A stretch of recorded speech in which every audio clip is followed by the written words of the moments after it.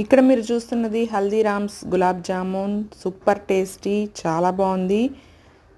ఈ టిన్ చాలామందికి ఓపెన్ చేయడం రాదు, వారి కోసమే ఈ టిన్ ఓపెనింగ్ వీడియో అనేది. ఫస్ట్ ఇలా పైకి లేపి దాన్ని నెక్స్ట్ రొటేట్ చేసి దాని స్క్రూ ఉంది కదా అటు సైడ్ తిప్పేసుకుని మనము దీన్నైతే ఓపెన్ చేయొచ్చు అనమాట.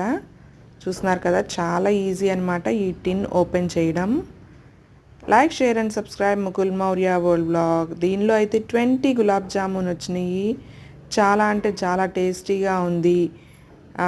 సిరప్ కూడా చాలా ఇచ్చారనమాట, షుగర్ సిరప్.